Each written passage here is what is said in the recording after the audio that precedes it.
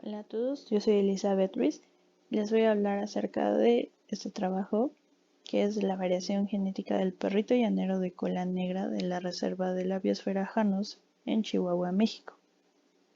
Y bueno, la pérdida de hábitat y fragmentación se han convertido en las más importantes amenazas para el mantenimiento de la biodiversidad en todos los ecosistemas, principalmente en los terrestres.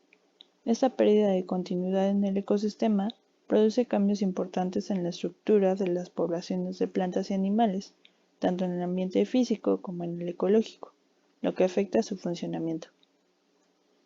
En México, las poblaciones de algunas especies se han visto reducidas como resultado de diferentes presiones, como la fragmentación de hábitats, especies invasoras, contaminación y sobreexplotación de recursos naturales.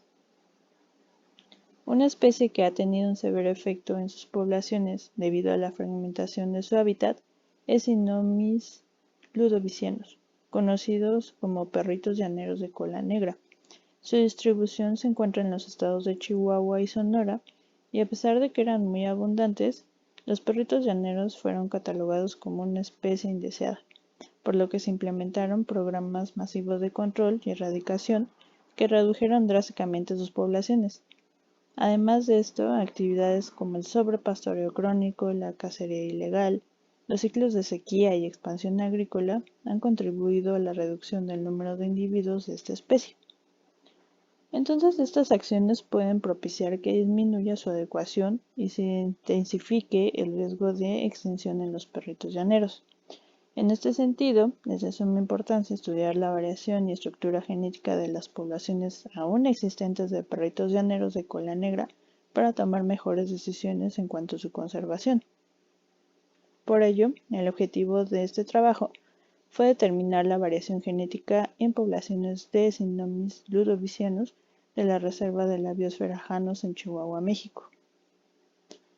Para llevarlo a cabo, se utilizaron muestras de sangre de 126 individuos pertenecientes a 5 poblaciones de perritos llaneros de Jano en Chihuahua, México. A partir de estas muestras se obtuvieron microsatélites para realizar los análisis de variación y estructura genética.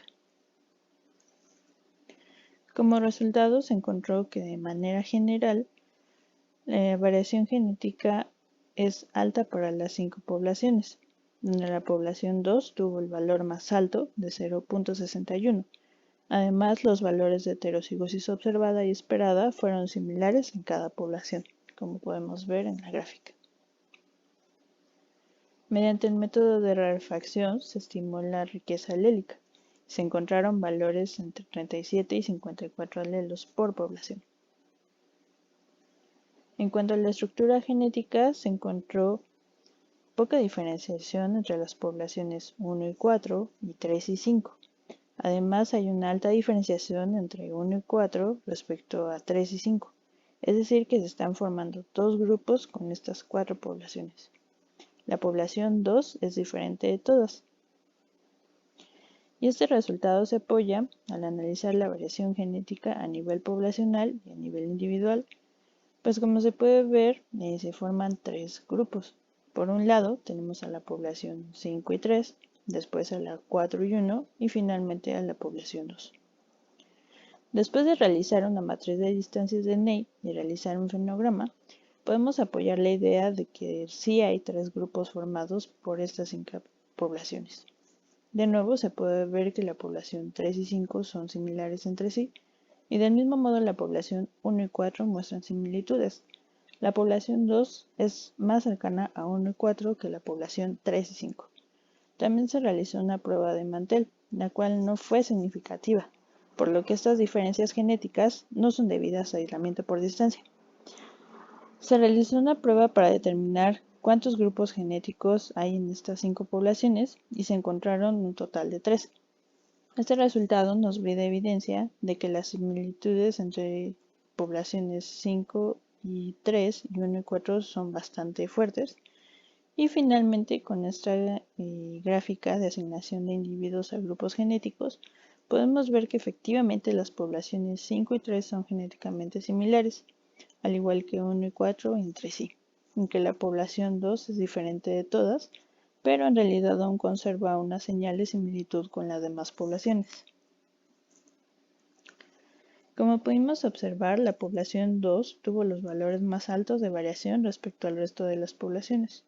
Una explicación para este resultado puede ser que los perritos llaneros viven en grupos generalmente conformados por un macho adulto, 4 hembras adultas y sus crías.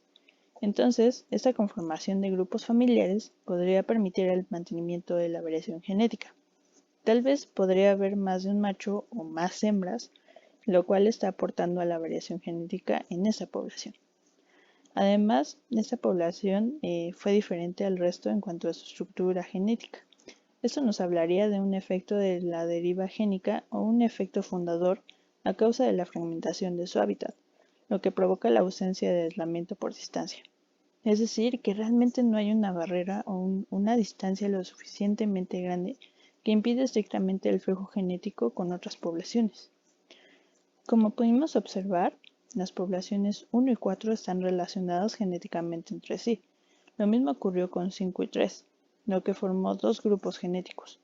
Este resultado implicaría que hay flujo genético entre estos pares de poblaciones, pero no entre los dos grupos genéticos.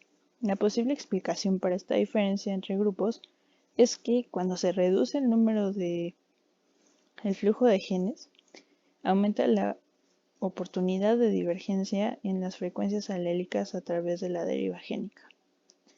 Entonces, con todo esto podemos concluir que la estructura genética que presentan las poblaciones, o sea, estos tres grupos genéticos, sugiere que debido a la fragmentación de su hábitat hay un proceso de deriva que logra diferenciar las poblaciones.